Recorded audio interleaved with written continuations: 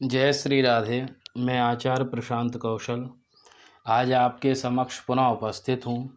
इससे पहले हमने लघु पाराशरी में योग कारक अध्याय में कई प्रकार के योगों के बारे में, राजयोगों के बारे में, योग भंग आदि के बारे में भी जाना था। अब इससे जो अगला अध्याय है, चौथा अध्याय, वो है मारक अध्याय। मारक स्थानों के बारे में इस अध्याय में बताया गया है एवं किसकी दशा, अंतरदशा या आयु खंड, किस आयु में जातक की मृत्यु आदि होती है या उसे अनिष्ट फल की प्राप्ति होती है, इन सभी बातों को इस अध्याय में बताया गया है। तो आज हम इस अध्याय के सबसे पहले श्लोक को समझेंगे।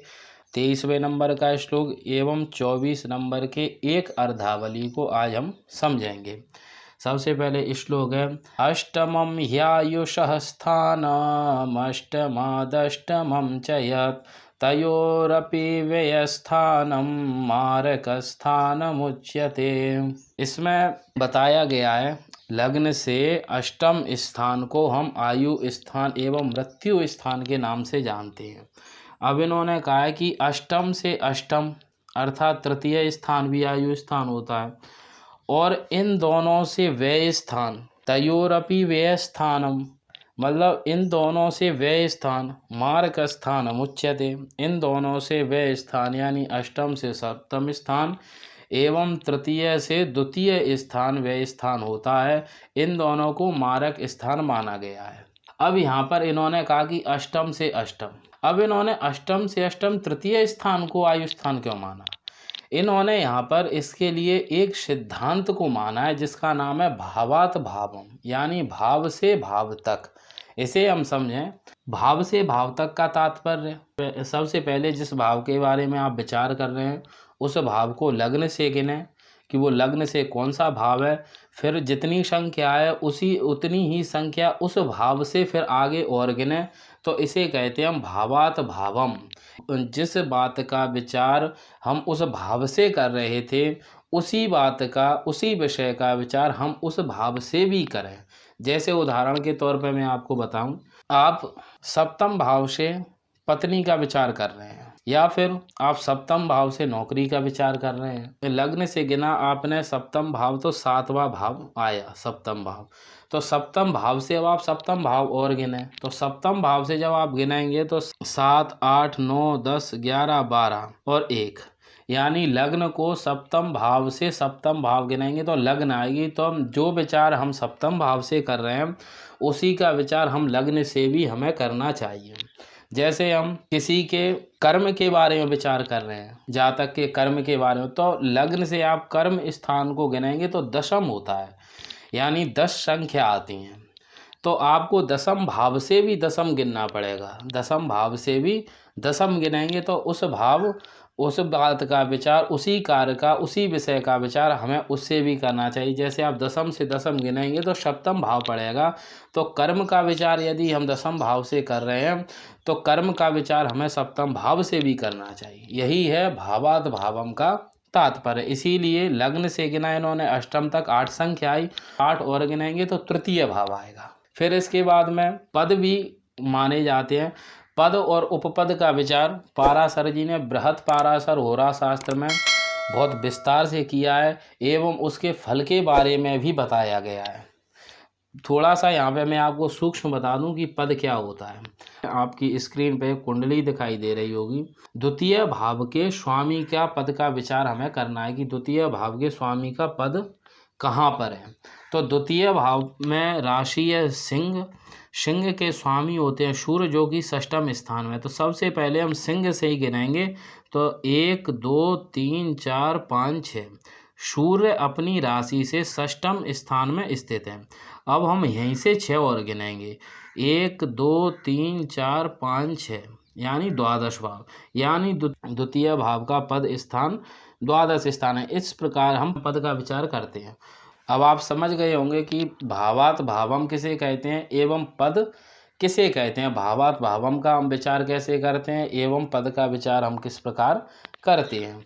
अब इसी क्रम को आगे बढ़ाते हैं। यहाँ पर स्पष्ट हो गया कि अष्टम भाव एवं तृतीय भाव आयु स्थान है और इनसे व्यय स्थान यानी द्वितीय एवं सप्तम स्थान मारक स्थान है। अब इनमें से प्रबल मारक स्थान कौन है, तो इसके लिए 24वीं कारका के अर्धावली दी है, उसे हम समझते हैं।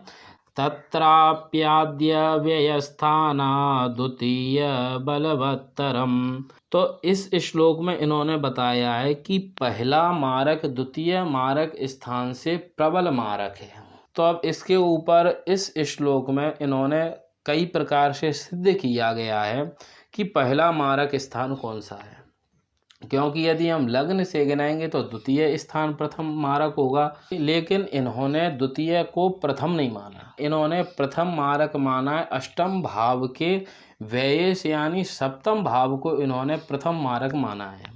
लेकिन इसके ऊपर काफ़ी मतभेद है विद्वानों में, लेकिन विनायक शास्त्री ने एवं पाराशरी के व्याख्याकार ने द्वितीय भाव से प्रबल मारक सप्तम भाव को ही माना है। सप्तम भाव ही प्रबल मारक होते हैं, क्योंकि मुख्य रूप से आयु स्थान अष्टम भाव है, मुख्य रूप से आयु स्थान का व्यय सप्तम भाव को ही प्रबल मारक माना जाएगा। फिर इन्होंने बताया है, पाराशर जी ने दोनों ही मारक स्थानों को मारक स्थान माना है। पाराशर जी कहते हैं कि दोनों ही मारक स्थान हैं और दोनों ही स्वामी ग्रह मार्केश कहलाते हैं, एवं दोनों ही आयु स्थान के व्यय यानी सप्तम एवं द्वितीय स्थान के स्वामी, लग्न के व्यय स्थान के स्वामी का भी यहाँ पर ग्रहण किया गया है, यानी द्वादशेश के स्वामी मार्केश हो सकते हैं, यानी द्वितीय स्थान के स्वामी एवं सप्तम स्थान के स्वामी एवं द्वादश स्थान के स्वामी, तीनों को ही मारक स्थानों में इनकी गणना की है, एवं जातक को मृत्यु देने में ये तीनों ही सक्षम हैं।